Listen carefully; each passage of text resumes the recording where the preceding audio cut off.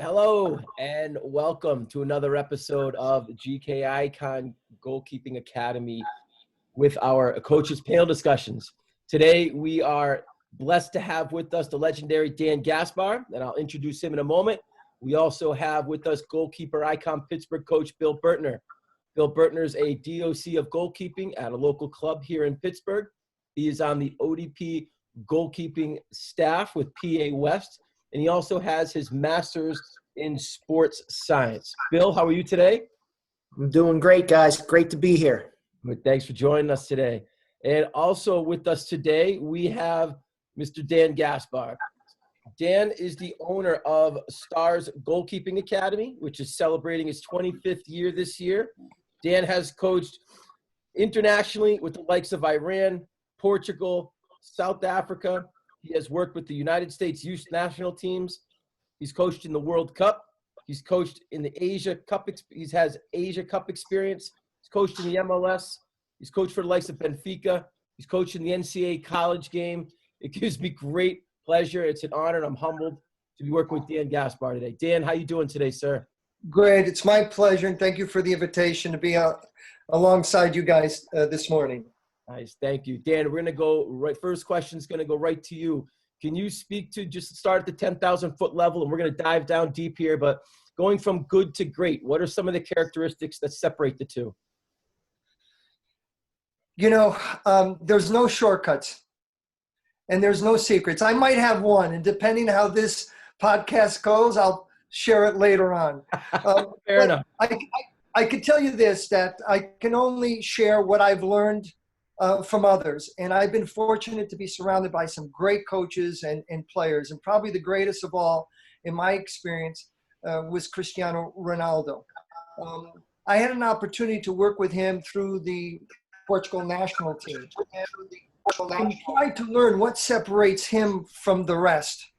And there were several facts I learned in my conversation with him. Number one, like everybody, he loves to win, but he hates to lose. Even in ping pong or pool or any sport that you talk about, the guy just hates to lose. For him, every day is the World Cup. Trains as if every day is the World Cup. You know, he's also one of these special individuals that as coach we come across in a lifetime. They're called the 1%ers. And what I mean by that is 98% of the people that we train, they're there physically. You can see them. They have the kit on, ready to go. That's step number one, and that's great. But to really maximize your potential, you need to bring more than that, guys. You need to bring your brain, your best friend. You need to absorb and learn as much as you possibly can. In addition to that, you need to bring your heart. You need to bring your soul. You need to love what you do. You need to be passionate about what you do. When you bring those three components into training, meaning that every day is the World Cup. So when you cross that line, it's the World Cup mentality. You bring your body, you bring your brain, you bring your heart. You can only imagine how you can accelerate your growth. To be great, you have to understand what success is. And for me, success is doing the best that you can with the tools that you have, and then accepting the results wherever that may be. And that one secret that I'm going to share with you now, that one strategy that separates the winners from the losers, and the strategy that guarantees success. And it's a bizarre concept, but it's about the gift of failure. Like all our muscles, we need to train them. We go to the gym, we do all these physical activities. We need to train our most important muscle, and that's our mind. We need to train our mind. And it's so important, especially as goalkeepers, how we cope with failure. We all know that champions fail most than others, but they stay committed, they're sacrificed, they're disciplined, they're consistent. You know, and we have to teach our athletes how to learn with failure. How do you cope with failure? How do you grow and become stronger with failure? And as we go through this discussion, I'll share with you guys some rituals, some routines, some mental techniques that I know are proven to work. Coach Burtner, you're on, my man.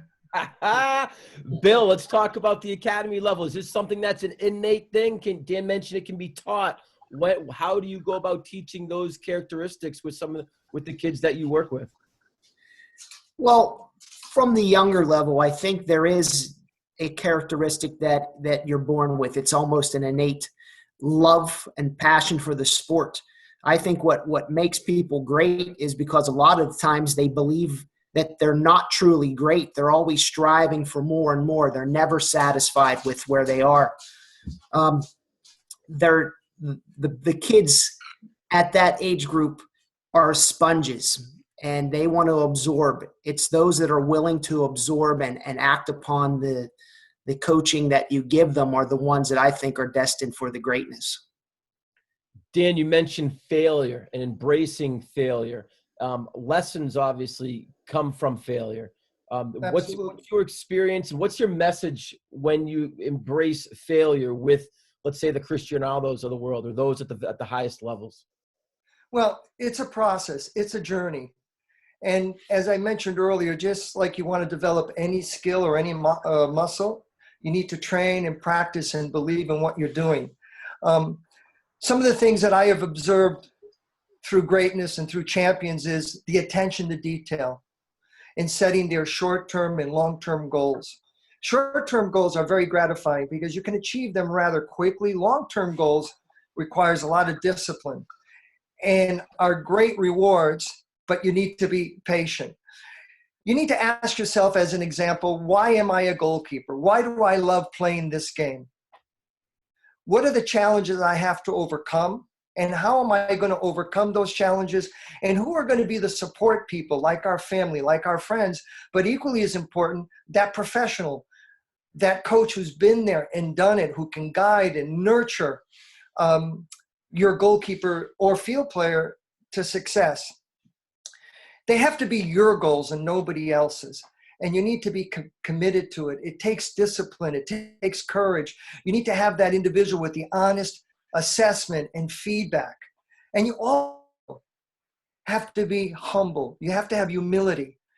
And no matter what, champions, greatness, no matter what, guys, they don't quit. As difficult as it might be, as big a mistake as they might make, they move forward. As an example, what's the biggest fear for goalkeepers? That's making that mistake that concedes a goal. Now, how do you respond to conceding a goal? You have to have a ritual. You have to have a technique. You have to have a routine, in my opinion, to bounce back, because guess what? Your teammates are counting on you to make the next save. So what happens when you concede a goal? Your heart rate goes up, your blood pressure goes up, you have that loser shuffle, the shoulders drop, the hands drop, the feet get heavy. And just like we know, which very few people know, to pick that ball out on the back of the net is a short little distance, but it feels like it takes an eternity. Number one, you've got to accept the fact that you can't change that. You can't change what just happened. You have to let it go. You have to get the ball out of the net as quickly as possible.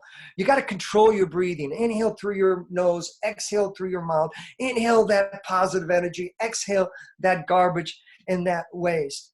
And understand that the team is counting on you. Understand that you need to continue to perform. And that's why goalkeepers later on in life become very successful, because they have to deal with all these things. The other technique that I try to teach my goalkeepers or field players is pick a spot in your training pitch. Pick a spot on your game pitch. Pick a spot when you're away from that environment. A spot that's fixed, that can't move. And what does that spot represent? That spot represents your comfort zone. It's the forgiveness spot. If you make a mistake, it forgives you. If you're doing really well, it continues to energize you. It continues to engage you. And these techniques only work, guys, if you train them and if you believe them. You can't just show up for a game and pick up a spot. You have to start this process in training. Bill, when does that process start? What age do we implement that mental focus? Because there's not a goalkeeper in the world that I've met that has not conceded a goal. And that 3-4 yard walk to the back of the net to pick that ball up, everyone's done it. Hate to say it. I hated doing it, but it happened more than I'd like. I can promise you that. How do you work with kids 8 to 18 on that process and that mental refocus, as Dan mentioned? That's a great question, Eric. I believe that mindset starts at the earliest age, and it comes from the coach to reinforce to the kids that everybody makes that mistake. Kids nowadays start out, they look for reassurance that they're doing things the right way. Last thing they want to do is disappoint their parents or disappoint the coach. So as a coach, you have to be on them as soon as they start this sport, especially for goalkeepers.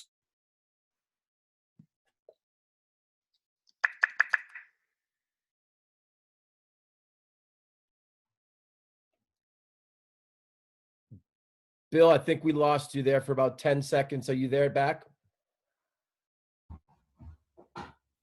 Dan, I'm going to move over to you while Bill reconnects. But I do want to continue with that topic, specifically individual development plans. Do you implement them at the high? When and where do you write goals down? Is it just a conversation? How do you implement that plan? That's a great question, Eric. First of all, we have to understand the psychology of how the mind works. On average, we speak about 200 words a minute. And what you're thinking usually is reflect outside of your body. So as coaches, we constantly have to be aware and have keen observation on the goalkeeper and his actions or her actions. The other thing that I'd like to share is of the setting goals. I think that's done throughout the career. It's a very dynamic document. It's not as if you set it once and then it's fixed. You're always changing that. We also try to do at all levels what I call mental video training. In other words, what I mean by that, Eric, is I want the goalkeepers that I train to reflect back in history, reflect back on their career, writing down in detail what was their best handling of a cross, diving, scooping, distribution with the feet, with the hands, their flying extension. But I mean in intimate detail. When did it happen? What were you wearing? What was the weather like? When you executed that technique successfully, how did it make you feel? How did your teammates respond? How did the opposition respond? How did the fans respond? And each component of goalkeeping, you do that. And you write your script. Then you memorize that script in your mind's eye, okay? And you want to be able to play that video before training or before a match as you're getting dressed. And that really is a useful tool. Why? Because no matter what you encounter in a game, Eric, you've already executed it successfully throughout your career. So I think it's a really important tool to use your mind's eye to create your own customized, personalized video that allows you to enter that match with supreme confidence. I love that. And I'm a big supporter of the mental repetitions. I speak to my own kids about this, just in life in general. And we'll get into life lessons in a moment. That's something, Dan, I know you're passionate about as I am. But the mental repetitions, sometimes they're just important as the physical repetitions, because you're memorizing that. The conscious brain doesn't know the difference between reality and what you're actually playing for that script, as you mentioned. So absolutely. Our goalkeepers need to understand they got to focus on the things that they can control. Yes. They have to control their eyes and ears and really understand what are the uncontrollables, the weather, the bad call, the deflection. That's a waste of energy, waste of time to try to focus on that. When I was a young goalkeeper and we lost the game and it was as a result of a mistake, I'd go home, I'd lock myself up in the room, I didn't want to eat, I mentally tortured myself. But I realized when I woke up the next morning that the score didn't change. So no matter how much I beat myself up mentally, it didn't make any difference. So then at that point, I decided to learn and to grow from that gift of failure, from that mistake, so that I can get stronger and better. Bill, I'm going to come back to you. Can you hear and can you speak on the call right now? Yeah, I can hear and see everybody. There you are. You broke up with us for about 30 seconds prior, and my apologies for the technology issue there. Goal setting. Do you use it? Do you implement it? Do you write it down with your players? Yes. As far as goal setting, I definitely do it with all my goalkeepers starting at a young age. And I try to, at the younger ages, not have those goals just set around the successes of wins and loss. You want to set goals for the younger group around the technique to make sure that they're doing the things the right way. And then as they get older, more mature, then that goes and advances more towards the team aspect and how they play their role in the success of the team. Whether that is, keeping so many clean sheets, whether it's improving upon the individual aspects of the game. With all the goalkeepers that I work with, especially at the high school level, one of the things that I will do at the beginning of the season is I will have them write down what they feel is their biggest weakness. And if that's something that we can work on throughout that season to improve upon, overall, that's going to make them better moving forward. Bill, how far out when you speak to goals with your players, how far out do you go? Is it just a season goal? Do you speak in time frame of years? Do you incorporate life and school into those goals as well? Yeah, I think you have to. As far as the setting of goals, I usually go from season to season because there are so many variables and changes that happen from a youth standpoint as to, their teams, the leagues that they play in, the progressions that way. But I think it's good to try to start out with the short term. But then when you're working with the goalkeepers individually, you want to find out where their mind is. What are their long-term goals? When I work with the kids around 13, 14 as they're entering high school, a lot of them have that as one of their number one goals is to be the starting goalkeeper for their high school team. So if that is a long-term goal that they have, how can we work towards achieving that? And that's something that they have to put in the time throughout the entire calendar year towards working towards that goal. Dan, you mentioned details and how specific, how important they are. How specific are the goals that you set with your players? Crystal clear. And I agree with Coach Burtner and some of the aspects that he just shared with us. I believe that we need to focus not on results, but we need to focus on individual performance goals because results we can't control. And I totally agree about really understanding what your strengths are and then what your challenges are. In establishing your short-term and long-term goals, it's extremely important that they're realistic, meaning that you have to have your feet on the ground as you're reaching high for those stars. What I also like to incorporate in my short-term and long-term goals is setting up a chart of how you're conceding goals. Okay. Can you find a pattern? Can you detect a pattern? Is it low to your left? Is it low to your right? Are good percentage of your goals conceded on crosses or to the corners? Are they fundamental mistakes? Because we have to understand that hardcore goalkeeping starts within ourselves and then moves away from our body. We want to develop a simple, safe, and secure goalkeeper.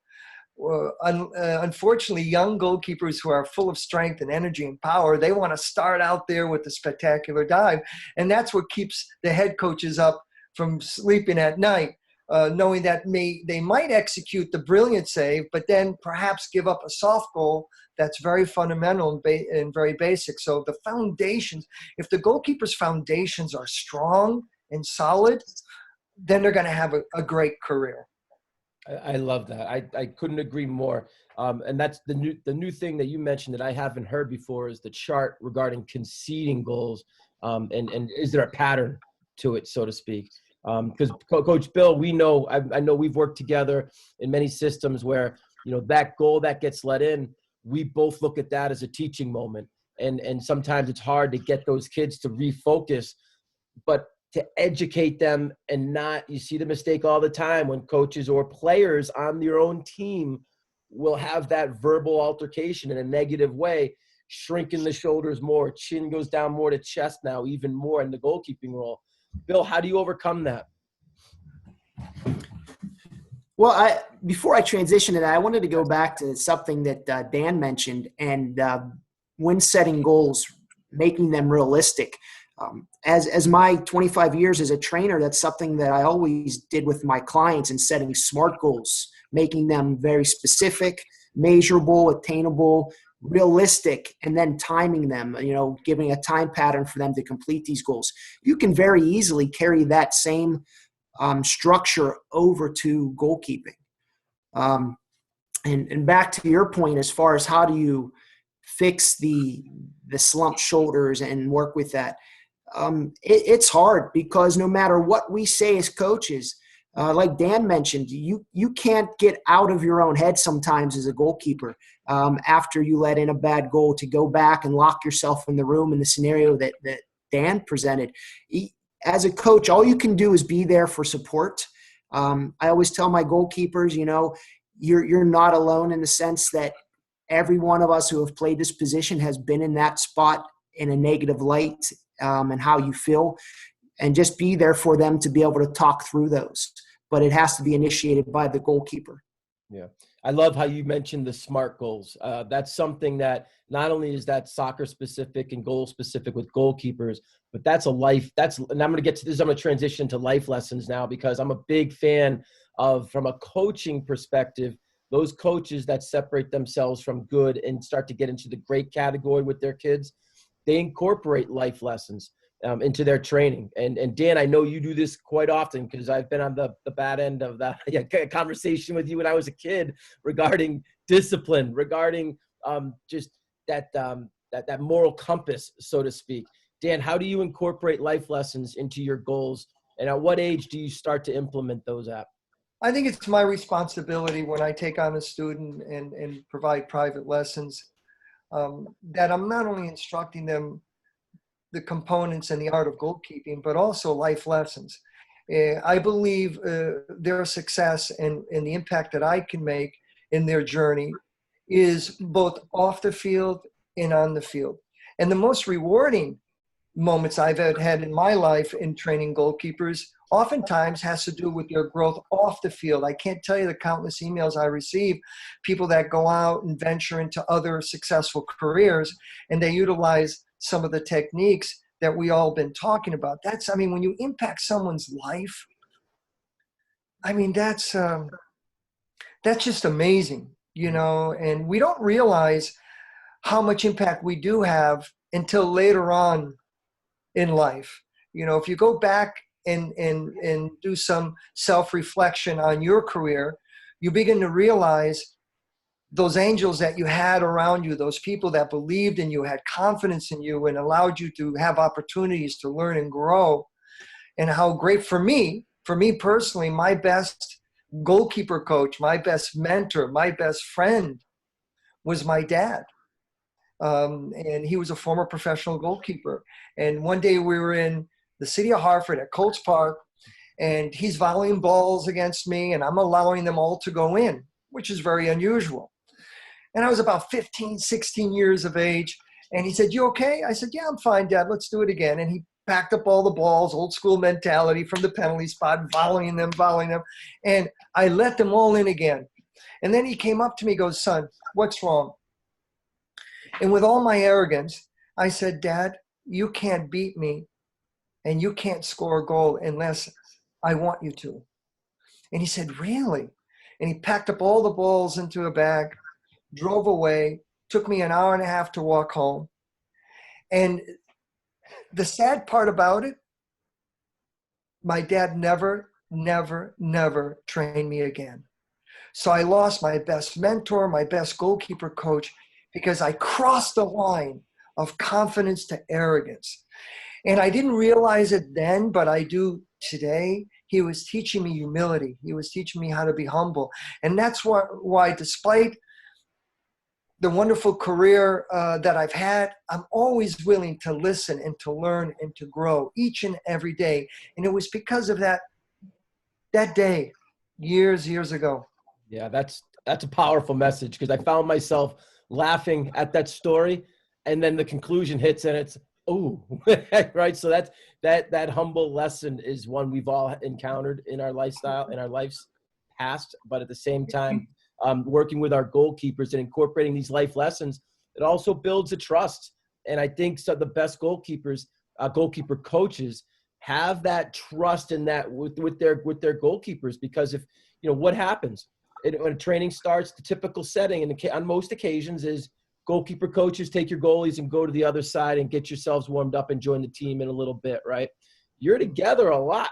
The team's over there with 20 some odd players and some coaches. It's one goalkeeper coach and 2 to 3 goalkeepers together. And it happens pretty much every training session. So having and building in that trust factor and just those everyday life conversations, I feel with young goalkeepers is invaluable. I really do. It's a very special partnership. And I take that awesome responsibility very, very serious. And oftentimes our discussions are not about goalkeeping. It's about off the field. Because you know what? If you're happy off the field, more than likely you're going to be happy on the field. So it's important that we have that partnership and that open and honest relationship and dialogue in order for us to all grow. Getting back to conceding that goal, I want them focusing on the magic object. The magic object is the ball. That brings them back to the here and now. It doesn't allow them to go back in history because they can't control what just happened.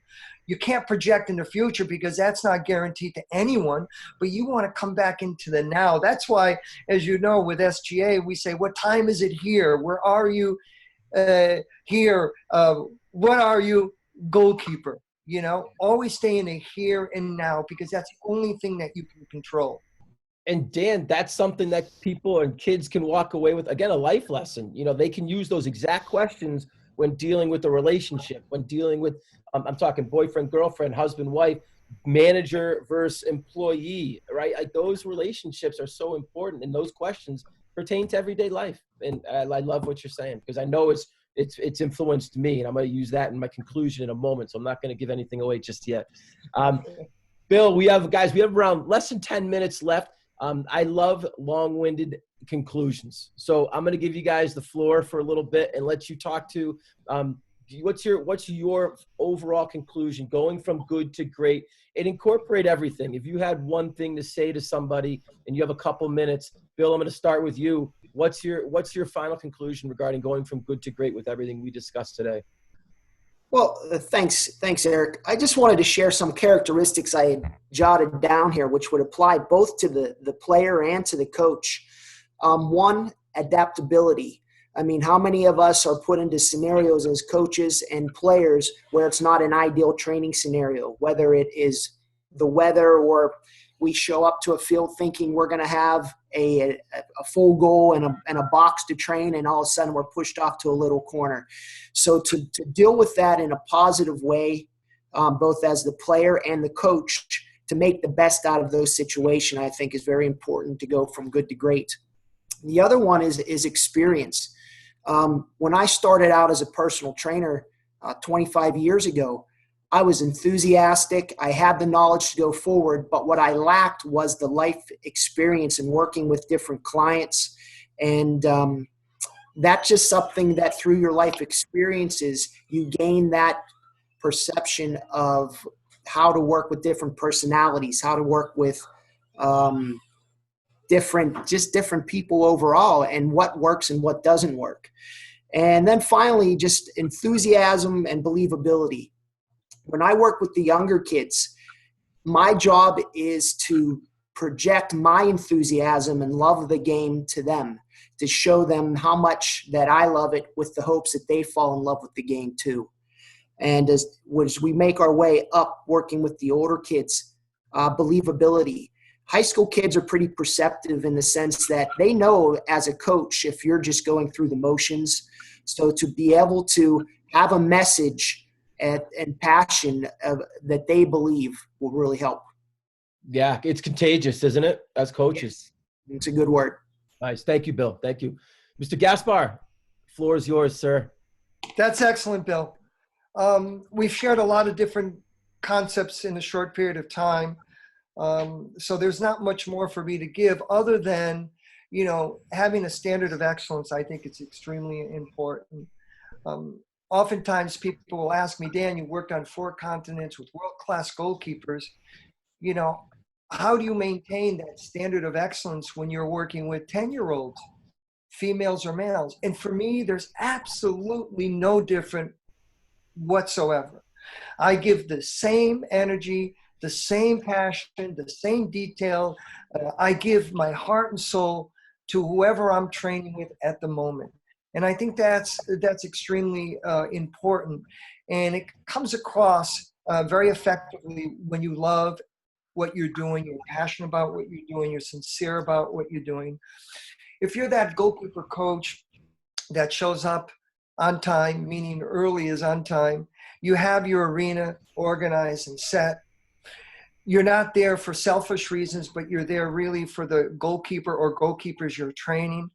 Kids are so intelligent and they're smart, and they sense when you're not there for them and you're there for yourself. So give of yourself, give your skin, your bones, your heart, everything that you have to that session. And I think when you do that, you're having an incredible impact, not only their goalkeeping career, but also their life. So there's many aspects of achieving greatness. There's no shortcuts. There's no secrets other than understanding how to cope with the gift of failure. And then success is doing the best that you can with the tools that you have, and then accepting the results. And that's the biggest challenge, not only for goalkeepers, but from parents. But if you're giving your very best as you're going through this journey, wherever you end up, that is your destiny. That's where you should be. We all want to be national team keepers. We all want to be Division I scholarship goalkeepers. You know, we all want to be that #1 starting goalkeeper, but we all can't. And how we deal with it, and we're persistent and consistent. You know, what makes me special, I'll tell you what makes me very special, is I'm not all that special. You know, and you know, there was so many things that were adversities that I had to overcome. But I just kept being persistent. I kept believing. I kept putting in the footwork. I kept going forward. I worked harder than anyone else, both on and off the field. And I think no matter who you are, no matter what gifts you have, there needs to be a combination of physical attributes and mental attributes. How many goalkeepers have we trained where they have all the physical tools, you know, and they have all the technical skills in their toolbox, but they're lacking the most important, and that is composure, confidence, consistency, and the most important brain, which is their greatest muscle. Well said. And Dan, to just continue to support what you just said, all those things wrap up into being a parent. And I know when I became a parent and to my 2 boys, my coaching, and I wasn't even in the coaching profession from a soccer perspective at that time. I was in corporate finance, but just the way I related to my team and the way I related to people changed. And it all had to do with a lot of those things you just mentioned. And being a parent really kind of stepped up how I saw kids and how I see success, and utilizing failure and having that humility and having that humble thought process when dealing with failure. And it's really helped me as a person. It's helped me as a coach. And Dan, I've said this before, you're one of my first influences in sports, never mind soccer, never mind goalkeeping. We've known each other for close to 40 years now. And those life lessons that you're talking about right now are pretty much the same lessons I remember getting when I was a 10-year-old kid and hearing from you when we were on the pitch way back in Connecticut, way back when. So from me to you personally, thank you. Thank you for always being a family friend, as well as a mentor and coach. But again, most importantly, a friend of mine. And I am humbled to say that. So thank you so much for everything you've done, not only to me, but around the world. You mentioned impacts. You've impacted so many people, and I know that for a fact. So thank you for everything that you've done. Well, thank you. I'm honored. I'm privileged to be with you guys. And I hope we can make a little bit of a difference in the people that are going to be listening to the podcast. And really, Eric and Bill, you're part of my extended family. We're in the goalkeeping circle. We're in the goalkeeping union. And as a result, we need to support each other because we do have an awesome responsibility. I agree. Coach Bill, thank you, sir. I'll see you shortly. As always, a pleasure. Coach Dan, thank you very much for your time today. Thank you. Good job. Thanks, Eric. Thanks, Dan.